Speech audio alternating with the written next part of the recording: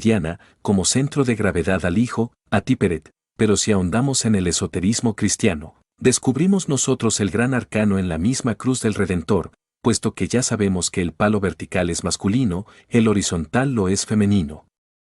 En el cruce de ambos se halla la clave de todo poder, sobre la cruz está el INRI, Ignis Natura Renovatur Integram, así pues, tal tantrismo, es el fondo de todo ese cristianismo auténtico, ¿verdadero no?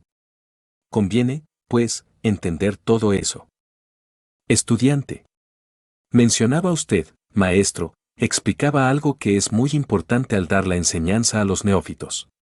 Le preguntaba yo sobre la Inmaculada Concepción de la Virgen, a lo que usted contestó que para esto hay que conocer la Cábala y que solamente con un conocimiento a fondo de los 10 sepirotes, de los 3 triángulos y de Malkut, ¿puede uno intuir la Inmaculada Concepción de la Madre de Dios? Ya que está usted hablando sobre esto, ¿quisiera usted repetir ese concepto, por favor? Maestro. Con el mayor gusto vamos a dar respuesta. Es claro que en modo alguno podría entenderse el misterio de la Sagrada Concepción si no conociésemos de verdad el árbol de la vida. Ya dijimos que el primer triángulo, el logoico, está constituido por Brahma, Vishnu y Shiva, Padre, Hijo y Espíritu Santo, el Keter, Choma y Binah cabalísticos. También dijimos que Binah, tercer Sepirot, se desdobla en la Divina Madre Kundalini, Shiva se desdobla en su esposa, así pues, la Divina Madre Kundalini es la diosa, ella. En sí misma, es el aspecto femenino de Shiva, el aspecto femenino de Binah, la esposa del Espíritu Santo, después vienen los demás sepirotes, como ya dijimos. En todas las teogonías se pinta siempre a una Isis con el niño Horus en sus brazos, a Venus con Cupido, a Mara o María con su niño Jesús, el Salvador, en sus brazos. Es claro que de ella y de él vienen los demás sepirotes. Él se desdobla en ella, su esposa, ella se desdobla en Chast, en Gebura y por último en Tiperet. Siendo Tiperet el centro gravitatorio básico del segundo triángulo. De manera que ese Tiperet, ese niño, es el que ella, la Isis María, lleva en sus brazos, su niño.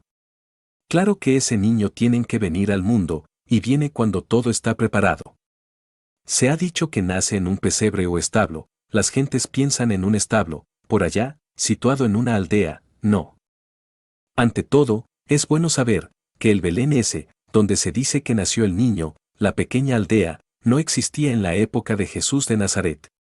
Si analizamos la palabra Belén, tiene su raíz en una etimología caldea, Bel, que significa torre del fuego.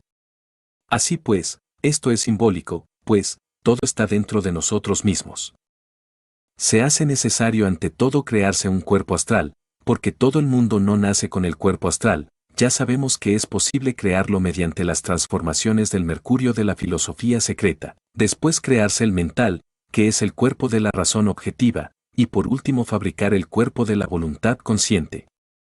Así pues, cuando ya posee uno los cuerpos físico, astral, mental y causal, todo está listo como para recibir al niño. Sin embargo, muchos podrían, por ejemplo, darse el lujo de crearse esos vehículos, de poseer un cuerpo físico sano, fuerte y vigoroso, un magnífico cuerpo astral, un extraordinario cuerpo mental y el cuerpo causal, y sin embargo, no por eso, encarnar al niño que la Divina Madre lleva en sus brazos. En ese punto hay algo muy sutil, muy delicado, que fácilmente se escapa a cualquier cabalista. Podríamos confundir al Tiperet cabalístico propiamente con el cuerpo causal, he ahí el peligro que hay en esto. Solo analizando un poquito los pasajes, por ejemplo, de las epístolas de Pablo a los Corintios, podríamos aclarar esta cuestión. Pablo dice que existe el hombre terrenal y el hombre celestial. Incuestionablemente.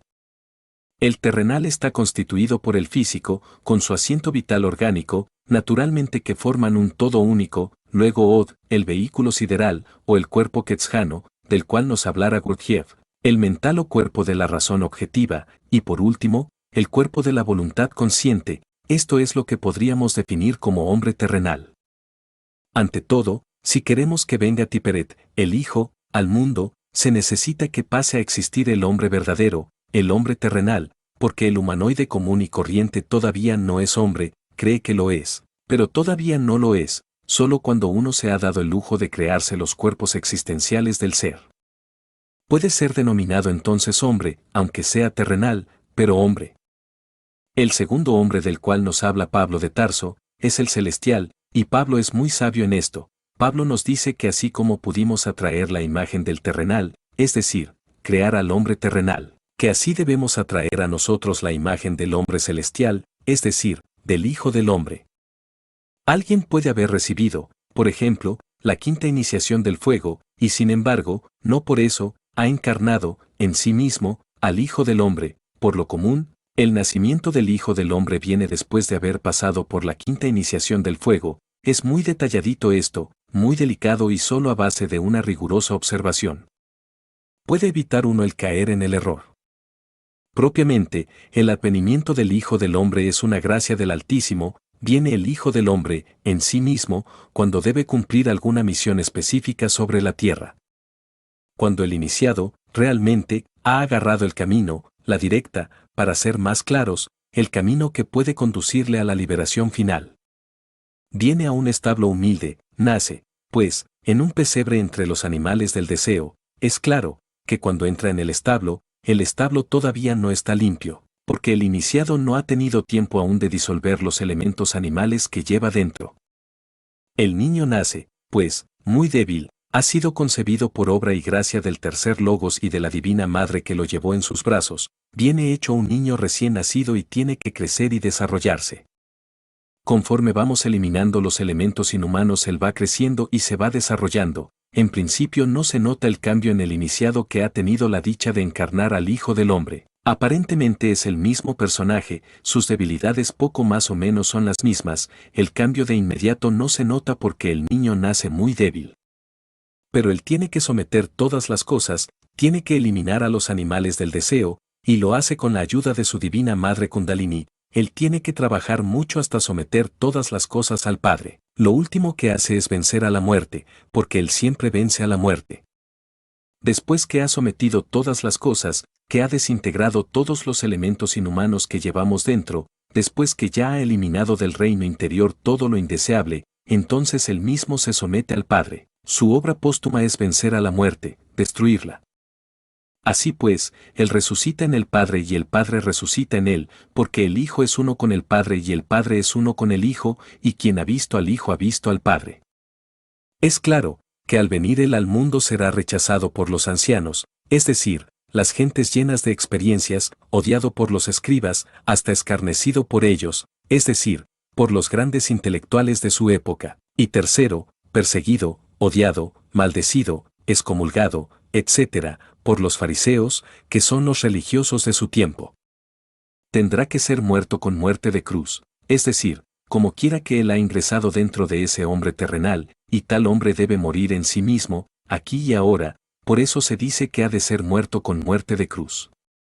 Téngase en cuenta que es con la cruz con la cual se pueden eliminar elementos indeseables, téngase en cuenta que la fidelidad al Padre se prueba con la cruz. Muchos son los que dicen, yo soy fiel a la gnosis, yo soy firme, pero a la hora de la hora, fallan con la cruz. ¿Dónde está la cruz? En el cruce del Lingam Yoni, fallan ahí fornican, ahí adulteran, ahí cometen sus maldades, y entonces, ¿dónde estaba su fidelidad? Y es con ese instrumento de la cruz sexual con el que hay que desintegrar los elementos inhumanos y llegar a la muerte, también, del hombre terrenal. Una vez que se ha llegado a la muerte del terrenal, entonces el Hijo del Hombre resucita a los 3 días. Esos 3 días son las 3 purificaciones por el hierro y por el fuego. Esos 3 días están representados con los 3 clavos de la cruz y el INRI en sí. Es mediante esas 3 purificaciones, a base de hierro y fuego, como el Hijo del Hombre puede morir y resucitar de entre los muertos. Hay que entender todo esto con claridad meridiana. Muchos son los que dicen yo soy fiel a la gnosis, yo sigo al Padre, pero cuando llegó la hora de probar con la cruz, demuestran que no son fieles, ni siguen la senda. Estudiante. Todo eso que usted nos está diciendo ahorita, y que es trascendentalísimo, y está conectado directamente con los festejos de la Semana Santa. Simplemente, para estudiar un poco su conexión, a lo que entendemos profanamente, quisiera usted referir todo el Domingo de Ramos, todo lo que se relaciona con la Semana Santa, lo más sintético posible, maestro. Maestro. Bueno, vamos a dar una respuesta síntesis, bastante concreta, porque el tema sobre el cual preguntas equivale a escribir varios volúmenes. En todo caso, lo que sí puedo aseverar es que la Semana Santa tenemos que vivirla dentro de nosotros mismos, aquí y ahora, en la gran obra. El Génesis de Moisés y el Apocalipsis de San Juan se complementan. Conviene que echemos un vistazo a la Biblia y que veamos la coordinación de Génesis y Apocalipsis. Vamos a abrir, aquí, las Sagradas Escrituras. En el Génesis dice, en el principio creó Dios los cielos y la tierra estaba desordenada y vacía, y las tinieblas estaban sobre la faz del abismo, y el Espíritu de Dios se movía sobre la faz de las aguas. Y dijo Dios, sea la luz. Y fue la luz, y vio Dios que la luz era buena, y separó Dios la luz de las tinieblas, y llamó Dios a la luz día, y a las tinieblas llamó noche, y fue la tarde y la mañana de un día. Ese es el primer día del gran trabajo de la Semana Santa, en el que hay que separar a la luz de las tinieblas. El iniciado tiene que bajar entonces a los mundos infiernos y conocer el secreto del abismo, el secreto de Malkut, el secreto de los clipos y de la muerte segunda. Luego dijo Dios, haya expansión en medio de las aguas, y separe las aguas de las aguas, e hizo Dios la expansión, y separó las aguas que estaban debajo de la expansión de las aguas que estaban sobre la expansión, y fue así, y llamó Dios a la expansión cielos, y fue la tarde y la mañana el día segundo. Ese es el segundo trabajo que hay que hacer, en ese segundo trabajo alquimista hay que separar las aguas de las aguas. Téngase en cuenta que cuando habla de aguas, se está refiriendo el Génesis a esas aguas espermáticas del primer instante, al caos metálico de la alquimia. Es claro que en ese esperma está, dijéramos, el alma del mismo semen, el alma del caos. Esa alma es el mercurio de la filosofía secreta. Que hay que separar las aguas de las aguas, es un hecho, las aguas superiores, la leche de la Virgen, como se dice en alquimia, el mercurio de la filosofía secreta o el alma metálica del azogue, debe ser separada de la parte bruta mediante la transmutación, eso es obvio.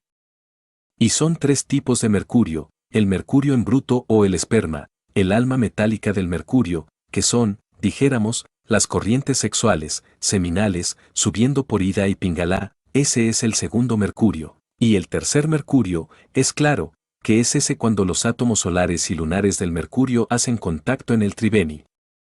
Cerca del coxis y despierta el kundalini, el fuego sagrado, el azufre. Ese azufre fecunda al mercurio y se forma el tercer mercurio que viene a penetrar por su sumna, es decir, a ascender por la columna espinal hasta el cerebro, y es con ese tercer mercurio, con el excedente de ese tercer mercurio, con el que viene a cristalizar el cuerpo astral, y mucho más tarde, en una octava superior. El mental y muchísimo después el causal. Así, pues, separar las aguas de las aguas es indispensable mediante la transmutación. Ese es el segundo día de la creación. Dijo también, júntense las aguas que están debajo de los cielos en un lugar, y descúbrase la seca. Y fue así, y llamó Dios a la seca tierra, y a la reunión de las aguas llamó mares, y vio Dios que era bueno. Después dijo Dios, produzca la tierra hierba verde, hierba que dé semilla, árbol que dé fruto según su género, que su semilla esté en él, sobre la tierra, y fue así. Produjo, pues, la tierra hierba verde, hierba que da semilla según su naturaleza y árbol que da fruto, cuya semilla está en él según su género, y vio Dios que era bueno, y fue la tarde y la mañana del día tercero. He ahí, pues, el tercer trabajo, la creación del cuerpo astral, del vehículo sideral, el cual debe llegar a tener fruto. ¿Y cuándo tiene fruto? Cuando ya es un vehículo de oro puro, es cuando ya ha tenido fruto el cuerpo astral, en él está, dijéramos, la vida, en el tercer vehículo. Dijo luego Dios, haya lumbreras en la expansión de los cielos para separar el día de la noche, y sirvan de señales para las estaciones, para días y años, y sean por lumbreras en la expansión de los cielos para alumbrar sobre la tierra, y fue así, e hizo Dios las dos grandes lumbreras. La lumbrera mayor para que señorease en el día y la lumbrera menor para que señorease en la noche. Hizo también las estrellas y las puso Dios en la expansión de los cielos para alumbrar sobre la tierra, y para señorear en el día y la noche y para separar la luz de las tinieblas. Y vio Dios que era bueno, y fue la tarde y la mañana del día cuarto. Aquí es cuando ya uno viene, pues, a darle